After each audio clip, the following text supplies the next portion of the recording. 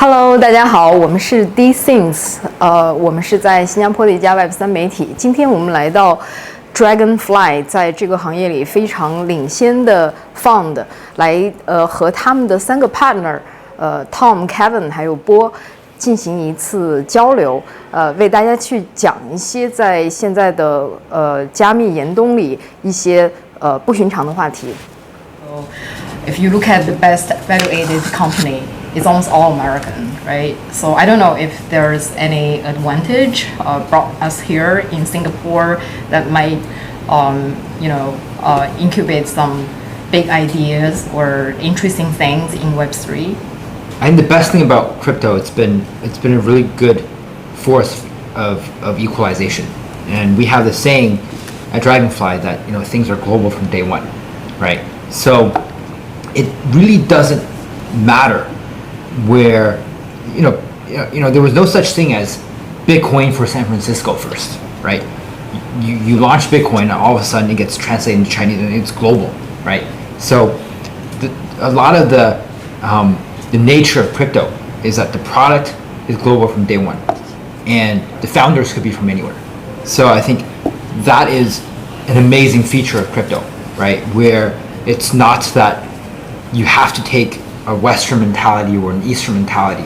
Is like you have to just build something that solves a problem that a global population would love to use, right? So it puts you on a global stage and a global mindset very quickly. Tom studied in Beida. Yeah, right. So I'm definitely the guy to ask here. And Chinese. Yeah. But no, I mean, I very much agree with that.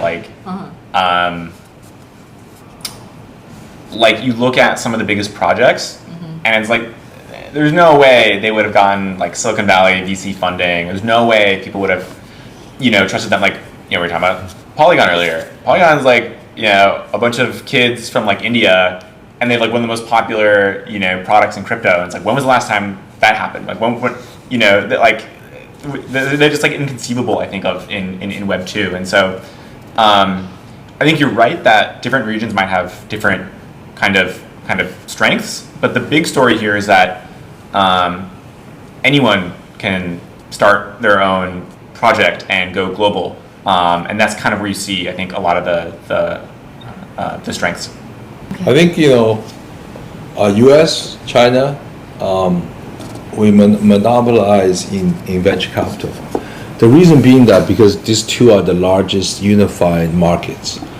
For corporations, it's easy to build large businesses. So Web 2, you see, for instance, VCs in India or VCs in Southeast Asia or in Europe is less successful, right?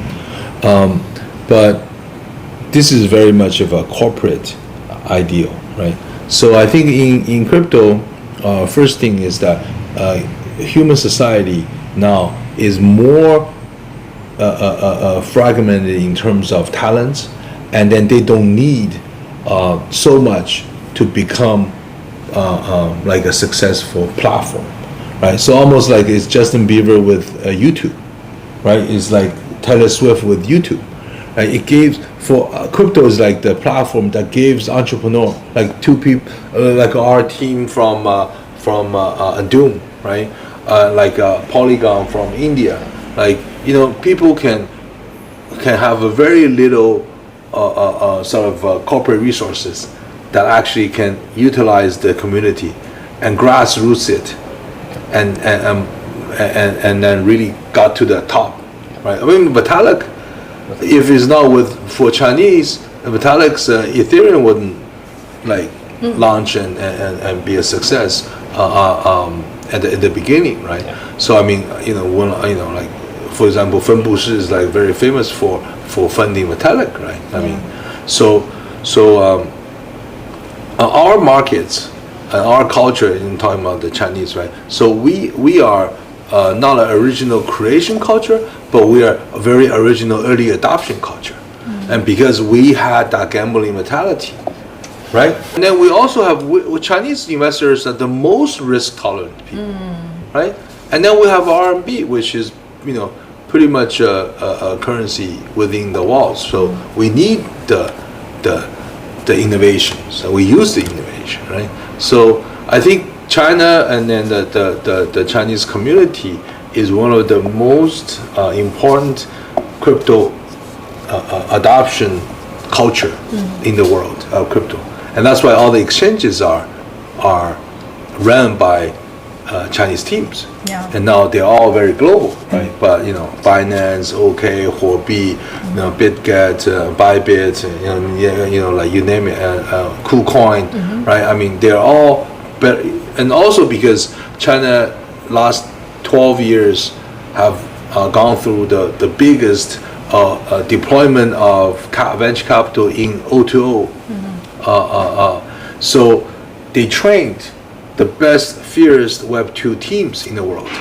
We back some of the teams in China from like D-Bank, from Ele.me, and then more and more those talents, and they are in pairs, actually works better. Like I can easily see, one engineer from TikTok and one engineer from Tencent teamed up and showed up in Singapore and get our money, and then we build something wonderful and change certain area of things.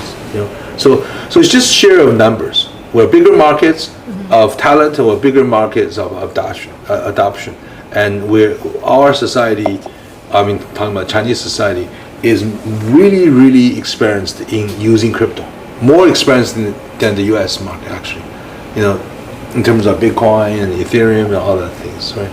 So global from day one, everybody's very different. The attitude in crypto winter for VCs, or there is a saying here in Singapore saying that a lot of actually the bosses used to invest in crypto now doing nothing, like go fishing. So it's now the best time. Just I don't know, like it's just maybe keep your money in your wallet and wait, or would just slow down your investment to look for better projects. Yeah, I don't know. Like, what would be the best adaptation? Yeah. I think there's like maybe two parts in the question. One, I think, is a question around this credit crunch and contagion that has sort of been spiraling all year. I think Kevin's maybe a better guy to ask about, if there are more dominoes to fall. But I certainly think at this point it seems somewhat contained. I realize that's kind of a dangerous thing to say, but if you just zoom out, it's not really clear what else could even kind of fall. I think the second question, which is like, is this the winter? How long does the winter last? What do you do during the winter? I don't think there's really any change. It's if you zoom out, this happens. It's a cyclical industry like many other industries, and again, you see a lot of the big names from this cycle, and people think that they were kind of overnight successes, or that was obvious in retrospect, or I could have done that. And these are people who were putting in hard work and making technical breakthroughs and grinding and trying every possible thing to get traction and build a team during the last winter. And if you do a good job with it, you kind of get rewarded in the next bull market. And so for us, when we think about investing, it's like we're not going anywhere. But we're looking for teams that sort of match that philosophy of being able and willing to keep building during a bear market, that are bringing something new to a table, that we think are actually like kind of worth backing. And so I think there's definitely been a slowdown.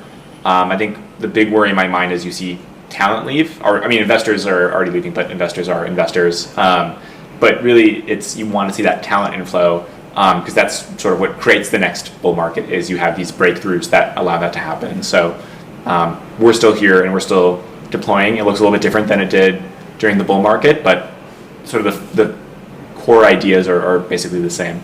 The reality is, oftentimes the best companies and the best entrepreneurs are bear market entrepreneurs, right? So especially if you're on the earlier stage side, you're in private markets, like I think bear markets are the best time, right? Because you're not, when things are liquid, it's a little tough because you don't know when exactly is the bottom. It's very hard to time the market. But when you're betting on early stage teams that like, teams that will see their, the fruits of their labor in 3-4 years. So like whether they start this year or 6 months from now, it doesn't really matter. But it's like the people that choose to start in bear markets are generally the right people that will stick with, in this industry where their product in the long run, right? Because these are the guys that, these are the missionaries that are left. During the bull markets, it's actually, a lot of times it's, investing as an early stage investor is very tough because you have a bunch of mercenaries trying to come in to make a quick buck and leave. The only people that are generally coming in the bear market are people that actually really believe in their ideas, really believe that their ideas solve something, and people that believe in crypto, right? So in my opinion, this is the best time to be investing, especially on the early stage side. And generally these should be the best returns. So to describe why people call it winter is because there is low temperature. Temperature means price. So when the prices are very low, there is not very meaningful economic reward, right? So when there is no economic reward, most of the retail people leaves, right? So now the industry go back to fundamental like professionals, right? People who actually really meant when they start something. So you see, like in the winter morning, you see people jogging. Those are the real diehard, like athletes, right?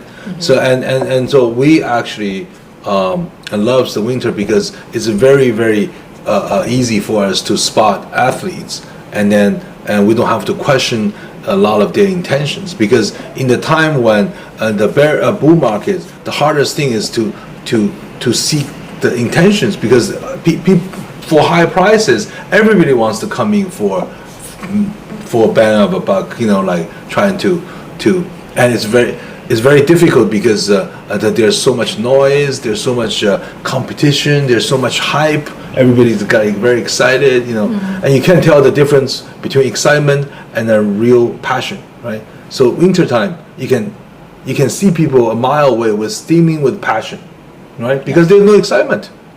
So like for us to see that is quite easy and important. So winter the term is for other people.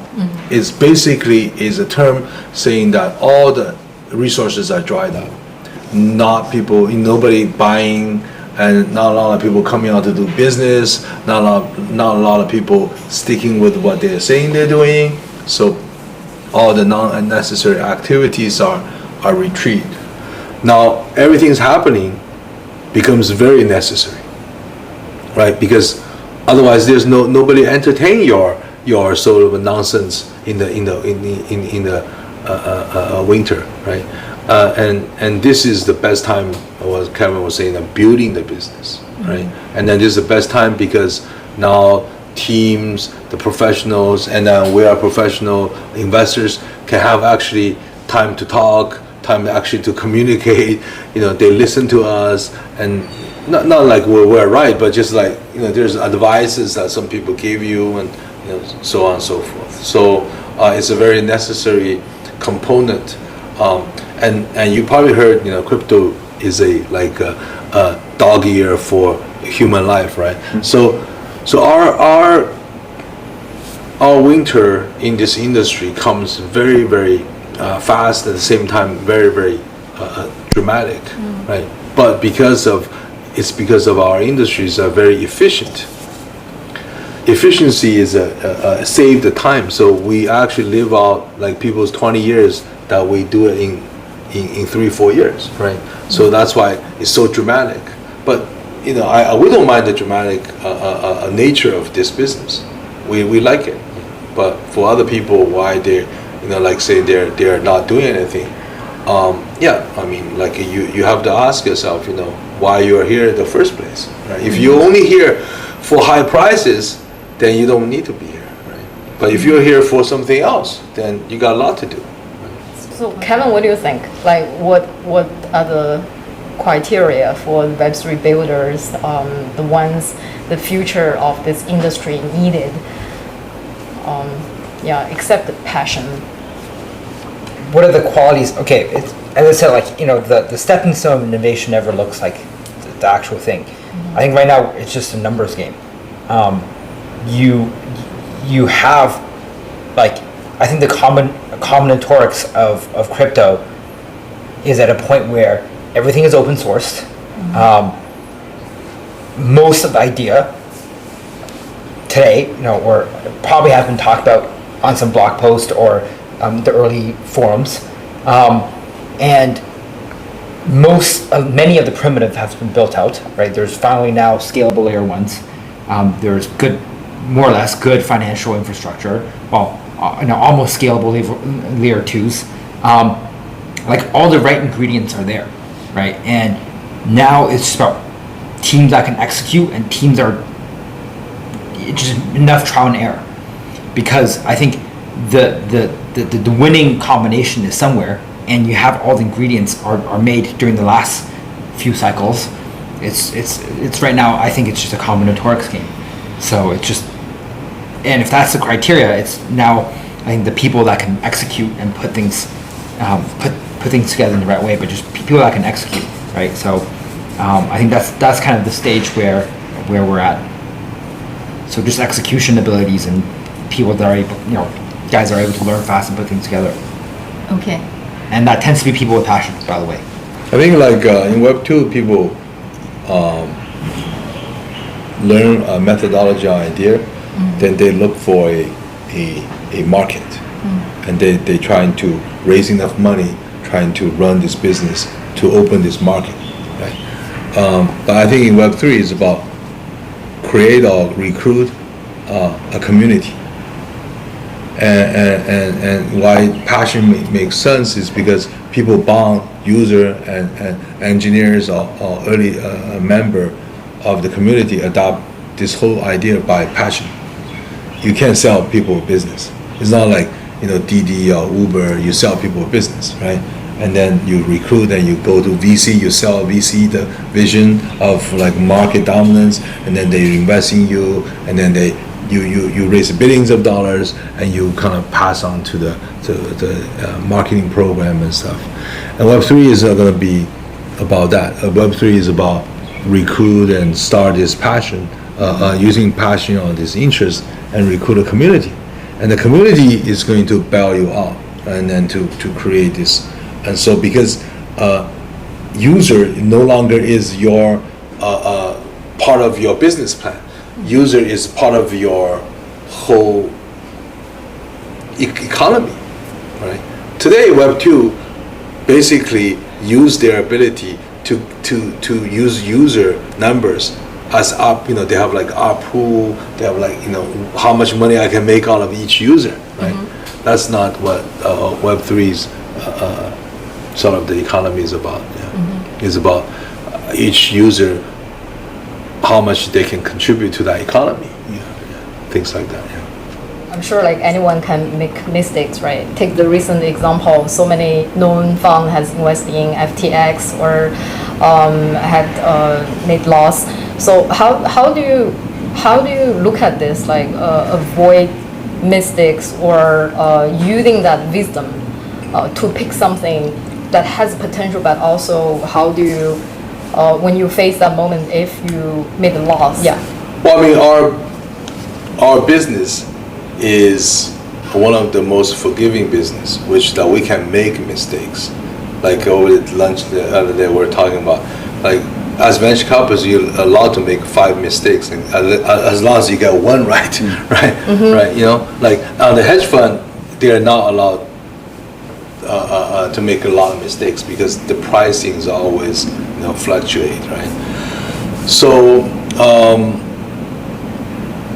like after FTX thing, I called our partner Hasib, basically saying, Hasib, sometimes that I always thought that we have too much chips on our shoulders, right? And then I realized that now it's great to have chips, it's great to have a good shoulder, like thinking among yourself as a partner, as individuals, and then stick with the sort of the aesthetics and philosophies that you believe in is the only saving grace. Because every day you challenge their ideas, and like what Chinese are saying that 这个物以类聚，人以群分. It's like good people, and they actually just kind of merge together, walk the same way, right? So it's more of a philosophical choices. What would you say? Yeah, I mean, we've definitely made mistakes. The idea is not to make kind of embarrassing mistakes, or it is very forgiving, as Bo said. I think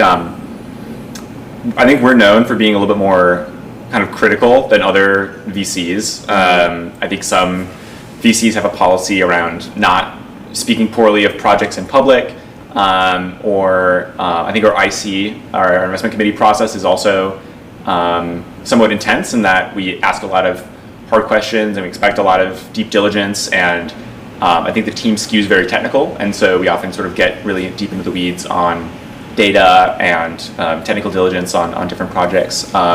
And sometimes in a bull market, that causes you to miss things or to feel stupid for having missed something, but the flip side is that it sort of has this immune response to avoiding some of the kind of deadlier mistakes that you can make as a VC. So yeah, I think it's this balance of being willing to take risks, but the right kinds of risks. Would you be afraid of you miss something? Like even you have great instincts, right?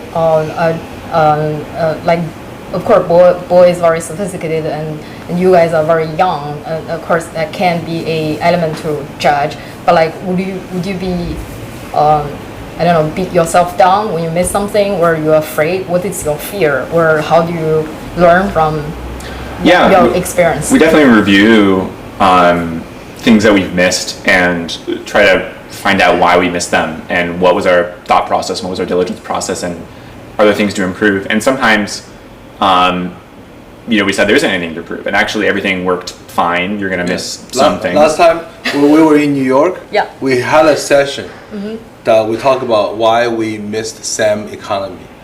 And then the conclusion is that there's nothing to improve. We missed it. And because that just didn't make sense every time. And then now I can sit here saying, hey, look, but I don't want to be that way. But it never made sense to us. Just to add on to that, right? Sure. So I think in investing, it is extremely important to separate the results from the process, right?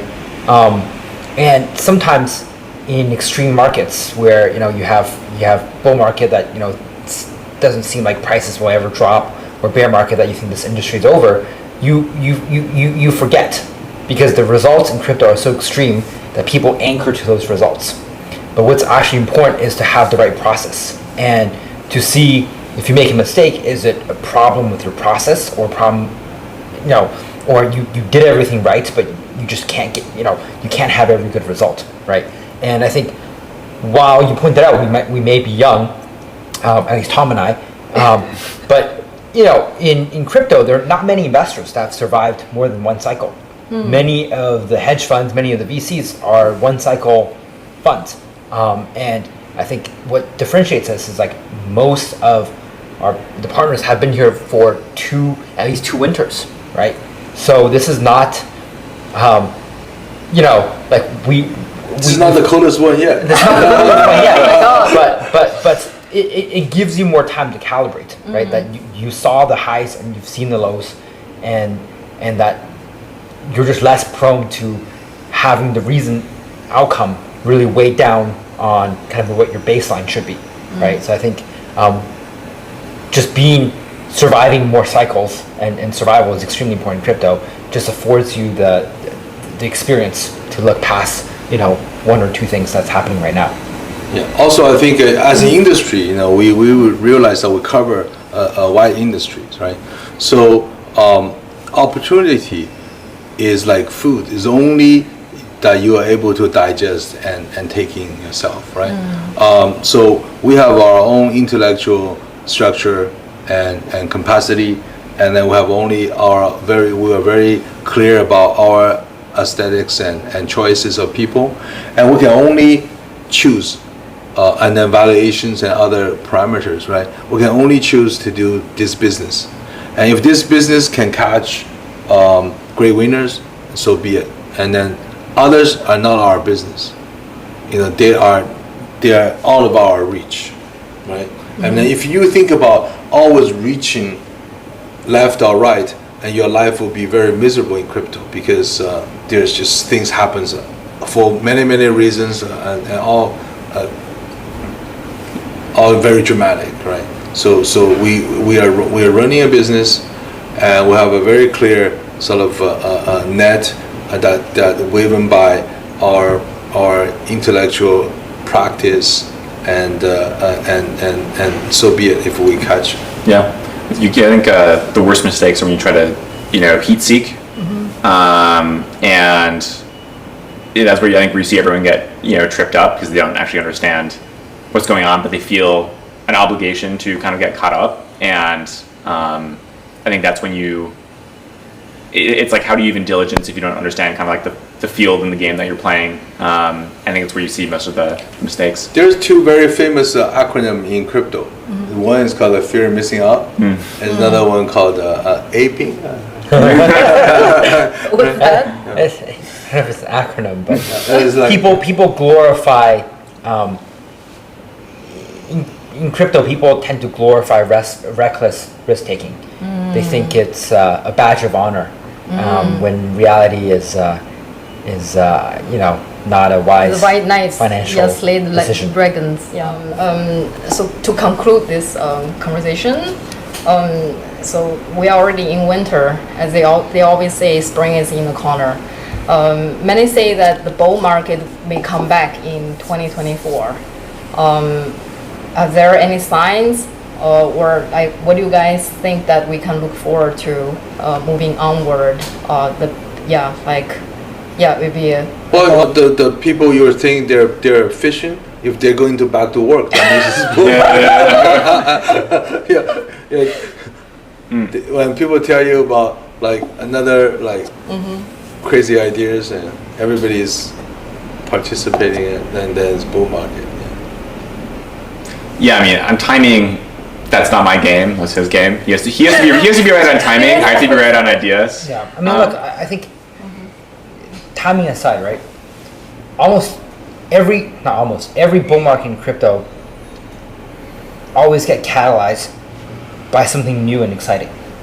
All right, whether it's ICOs in 2017, there are ones in the ones that we just had, and NFTs. There's always something brand and DeFi in the summer of 2020. Generally, there's something that is breakthrough, that is super exciting, and the real innovation that starts at every cycle. And I think a lot of times that's how bull markets get started. So I'm waiting for something cool to happen, right? That's the frank answer, or else there's no. I remember the start of this bull market is when CryptoPunk start to exactly. go from like a few ETH all the way to like 60 floor. Yeah, it went to 150 floor, 120 floor. Yeah. But it's always something brand new that starts the excitement. So that's what we should watch. We shall watch. Yeah, But why you care about bull market? Because I don't always want to be in winter. Oh yeah.